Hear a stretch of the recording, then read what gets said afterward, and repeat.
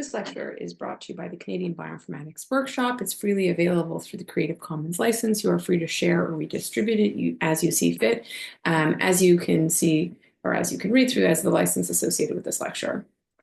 Module 3, Network Visualization Analysis with Cytoscape. Now, we've discussed Cytoscape briefly, but this time we're going to be doing a little bit of a demo. Before I open up Cytoscape and show you what I'm going to do, I'm just going to highlight a few aspects of the interface that you should kind of look for or just see how that they are usable. There are a lot of features, and sometimes it's just a matter of finding them or asking us, right? So if you ever get stuck, don't hesitate to send an email on the discussion group or sending an email because there are just so many features. Sometimes it's impossible to know them all. And so we're going to be using a version of Cytoscape 3.10.3 that was recently released. And just a brief overview of what you're going to see when you open it up. So there are a lot of different panels associated with Cytoscape. And so if you hear us referring to them, I just want to make sure you know what we're talking about. So where the network actually is the canvas. On the bottom right-hand corner of your network, you'll see a network overview, and you can expand it or make it disappear by clicking on the button on the far right. There are multiple panels, right? So the panel on the left-hand side is called the control panel, and there are multiple tabs in the control panel. And the ones by default that are going to be there are your network and your style and your filter. But often apps will create their own tab within the control panel. So for instance, we're going to be using the enrichment map. The enrichment map panel will also show up in your control panel as well as auto annotate. These are both panels that are associated with creation of network or details. On the right-hand side is the results panel. The result panel is by default usually hidden, and people who make apps try and put additional information in there. So for instance, for the auto annotate, you're going to find features that you can tune in your results panel. And you'll see often whichever app it's associated with will have a name and a tab similar to what you'll see on the left-hand side. And the bottom of the screen is the table panel. And there are tables associated with your nodes, there are tables associated with your edge, and there are tables associated with your networks by default. So in your node table, you have a list of all of your genes, and any attribute associated with your genes might be an additional column. And the same applies for edges. Every edge will have an entry in that table, and anything that's associated with the edge can be an edge attribute and listed as a column in that table. Apps can also create tables. So for example, enrichment map that we're going to be using later actually creates a heat map as a table associated with your network, and you'll see it down in the bottom over here in your table panel. So this is a basic interface overview. Okay, I don't know if you noticed it in the overview, but there's also this toolbar at the top here. And these are a lot of very useful shortcuts that you might find yourself using over and over again. And it's just an easy way to like click on something as opposed to having to go to File, New, or File, New Network, whatever the feature is you're looking to do. So some basic navigation within the network, right? So you have the ability to open a session or save a session by clicking on either one of these tabs. You can zoom in and out of the network using these 4 magnifying glasses. So obviously the plus or minus is it gets bigger, it gets smaller. The last two, a lot of people don't always notice. So the magnifying glass with the 2 carets basically fits the network into the canvas pane, so like see the whole network kind of thing. Whereas the magnifying glass with the check mark over here actually zooms into your selection. So this can be very helpful. If you have a massive network and you're looking for an individual gene, you can actually type in the search bar the name of the gene and it will highlight it, but then you could still not find it. So by clicking on this button, it will zoom in to the network or to the node that you have selected, and it will zoom in. The same applies if you select a subset of genes. It will zoom into whatever the selection currently is. So the next button over here Sorry, I skipped two over here, right? Is the import network table button. So instead of going to file new import network or file new import table, you can click on either one of those. The one that has a little network means you want to import a network, whereas the table one is you want to import a table to your node, your edge, your network attributes table. The two arrows that are looking like it's like a refresh symbol, basically reapplies whatever your preferred layout is. The last two over here are also very useful. The two houses next to it, you can select the neighbors of selected nodes. So if you have a given network selection, you want to see, what's related to it or what it's connected to, you can quickly click on the two house buttons and it will select all of the neighbors of the selected nodes that you have. You're also able to hide and unhide nodes. So if you have a very complicated network and you want to quickly get rid of subsections of the network, you can just select them and hide them and focus in on what you really want to see. You can hide and unhide nodes based on these two toggles. So that's the basic navigation within Cytoscape. Now, what we're going to do, as I'm going to show in the demo, is I'm going to load a network. And to load a network, there is a search bar at the top of your control panel. Over here, there's a drop down of which source you want to pull this network data from. So I'm actually going to use index, which is a which is a database of networks. And I'm going to search for coronavirus. And what you're going to see is a whole bunch of networks that are going to come up. And we're actually going to select the one that comes from IMAX or Intact, and it consists of 2,233 edges. By clicking on this green download button, it will pull that network and create the network in Cytoscape.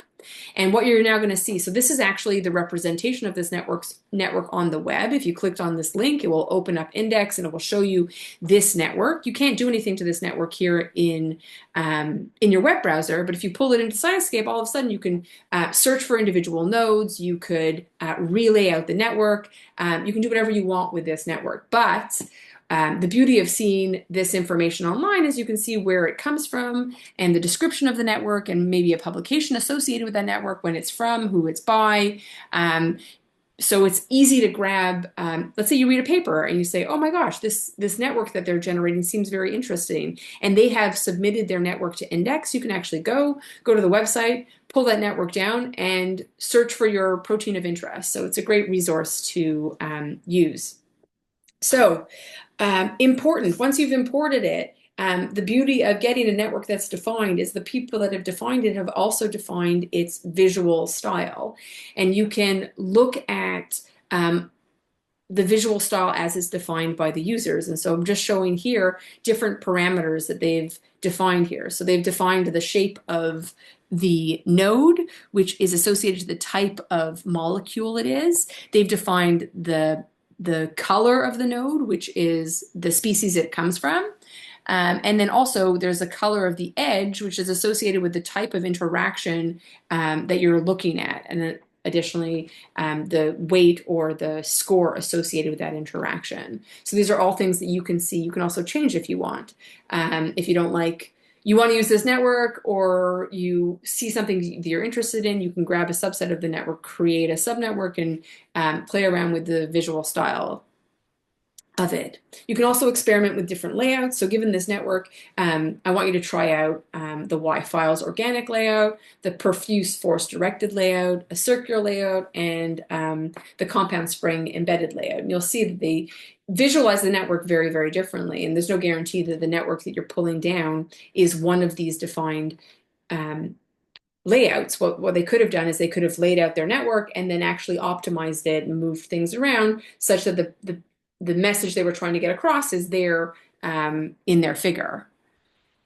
And then the last type of network we're actually going to load in is a network that comes from Wiki Pathways. And the one thing that I want to point out here with this network is it's different because they have actually tried to embed flow into this diagram. So this is not just laid out randomly. They wanted to show how this pathway is represented and how the data is flowing from the outside to the inside of the cell. And what you can see is the locations of these nodes are defined, and you can use it, and it's a much more pathway centric view of data. We don't have an algorithm or we don't have a layout that will do this automatically. This was all done manually. But it is a very, very useful way to represent your data, and it's the way a lot of people like to see their pathways, but it's a different level of detail associated with this pathway. So if you just give me 1 second, I'm going to share my screen so you can see what we do in Cytoscape.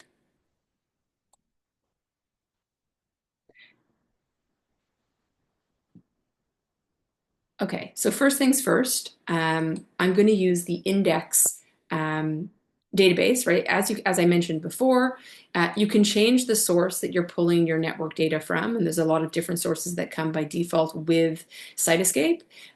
You can search for functional interaction networks in GeneMania. Index searches networks that have been submitted to their data source. There's also protein-protein interaction databases. And pathway databases from Wiki Pathway. So we're going to first do a search for coronavirus, and it will come up with a whole bunch of different sources. Now, the specific network that we are going to grab is actually this IMEX intact coronavirus data source. By clicking on the green arrow, it will import that network for us. And it should come up both in the control panel as listed as you just have to give it a second to load. You can close this dialog now. And what you can see is our network. And you can play around here however you want. You can zoom in and you can zoom out. You can click on specific nodes, right? You can also, by holding down Shift, you can select different regions of the network, and then you can click on this one zooms to your selection, so we'll zoom to what I just selected over there. If you want to examine individual sections of the network, you can click on an individual node. You can pull up your table browser at the bottom of your node table, just to see all the different attributes associated with this node. So this node is FBLN5. It's a human node. It's a protein, and it's associated with tax ID 9606. And you can also select multiple nodes. As I said, you hold down Shift and then you drag in order to select regions of the network. So I can now change the layout so that it's the whole network again. You can play around with layouts, and where you play around with layouts is this one over here, the one with the refresh type symbol, will apply your preferred layout, which I think I have set to profuse force directed. So when I click on that, it's actually going to lay out the network. And what you'll see is a different view of the network. What they imported to index was a representation they wanted to see. Which layout algorithm they used, I'm not sure. You can play around with different layouts by going to the tab at the top where they have, as I said, multiple layouts. So one of the ones to look at is the Y file organic layout. It's a very, very clean layout. Every single time you use it, every 2 weeks, it will ask you just to make sure. And what you can see is this is probably the layout they might have used, the one that they submitted, because it looks very similar to the original network that we had. If you don't like something, you can very easily go back by undoing, by Control Z, and it will go back to the original network. So I just Control Z twice. So both of the layouts that I just did were then subtracted. You can also filter your network. So on the side over here, actually, before I do filter, let me just do style. So you can view all the networks that you have in your current session by clicking on the network tab. By clicking on the style tab, you can see all the different attributes that are mapped to different things. So as I mentioned before, the fill color, if I expand the fill color, I can see what they have defined as their color for each one of the nodes. And what you can see is its species that is mapping to color. Now, they didn't do every single species separately. There's a feature in Cytoscape when you define this that you can map. So everything has a species, and you can take the species and you can map it to a rainbow of colors. If you want a specific color, so if I want to maybe change it so that, sorry, give me a second. So the SARS-CoV-2 is a different color. I can come in here and I can click on this and make it a specific color. Let's say let's say I want to make it yellow, for instance, and I can update that. And now all of the SARS-CoV-2 proteins are yellow. And as you can see, it's updated in the network as well. So there's lots of different things that can get mapped here.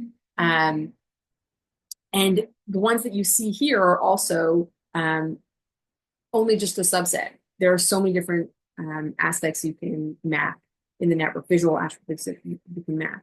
So I'll just highlight, I guess, a little bit over here about what the different columns mean. So if I want to make something very specific to me, for instance, I can use something called bypass. So the first column indicates what the default mapping is, right? So if there is no attribute associated with that node, the default look is going to be, in this case, red. But if we expand it, this column over here is a mapping. If it has this column, which is species, it's going to, based on the value of that column species, map it to the given colors. But let's say this particular gene I have of interest, so I'm interested in this cluster, let's say, and I want to make it stand out. So first things first, let me click on this node and I'm going to bypass it, and I'm going to make it a very unique color, make it that crazy green. And I'm also going to increase its size, let's say. So I can go down here to size and I can click on the bypass again, and I'm going to make it, I don't know, so it looks like it's by default 80. I'll do 140. I didn't quite make it bigger. So let me just set bypass again. Let me do 300. Okay, so now you can see I've made my node a lot bigger, and I've also made it, and one last thing, let's change the shape. So you can't see, there's nothing here that, oh, sorry, its shape is right there. I was gonna say, oh, it's not there, but it is there. But so let's say it's a feature that we don't want. You can actually come here and any of the features that aren't listed here, you can add them. So let's say label transparency wasn't there, and it will all of a sudden come up here. So I can click on shape and I can change its shape. So now let's make it a diamond, for instance. Okay, so then I've bypassed just this individual node. And if I want to get rid of them, I can actually just come over here and get rid of it. So remove the bypass and remove the bypass and remove the bypass, and then it's back to the way it was before. So the bypass aspect of styles is very, very useful. Another thing that you can do over here is you can also filter. So if you wanted to find all the nodes that were human, for example, you can add a filter. You can add a column filter and choose any one of the attributes associated with your nodes. And I'm going to say species, node species, and I'm going to say contains human. Apply, and it looks like, I mean, I should probably do a different species. I'm going to do mouse. Okay. There are only 85 nodes. So right now, when I have mouse here as selected, anything that is a mouse protein is going to come up. And it says over here, there are only 85 nodes of my table, of my network that have mouse.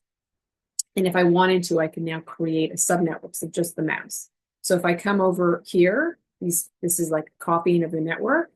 And I want to create a copy of this network from selected nodes in all edges. So I can select that. And then now I'm going to relay it out again. And these are all my mouse proteins. Looks like the color by default is like a little yellow as well. Right, so then I've just filtered the previous network. And when you click on the network tab, you'll actually see this subnetwork over here. And I can rename it. So I'll rename it as mouse network. You can do that for any set. And you can navigate between these two networks. You can go back to this network, or you can just see your mouse network, and it's underneath the main network. Okay, last but not least, I want to look for the other pathway that I mentioned in the presentation. It was androgen receptor pathway. Let's search for that one.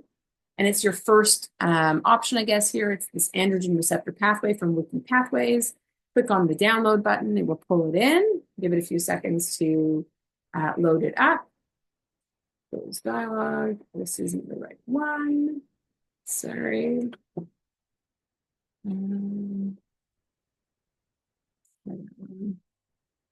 Oh, it's 138. Yeah, sorry. It's WP 138 that I was looking for. And here you have an example of a specific pathway diagram that somebody has defined and delineated every little location of every single molecule. Now, why would this be useful in Cytoscape is that each one of these is still represented as a node. You can click on this node. You can actually move them, right? You don't want to lay it out because you'll lose this beautiful flow that they have associated with it. But let's say you have expression data for a lot of these proteins. You can actually pull that data in as a table and then color these nodes according to expression, for example. So then now all of a sudden you have a beautiful picture of a pathway, but you also have the dysregulation of the genes or the proteins in this pathway according to your data set. So that's just a brief overview of how Cytoscape works. And again, if you have any questions, you can email them to us. Also the Cytoscape Discuss is a great place to go to if you have any issues. Cytoscape Help Desk, sorry.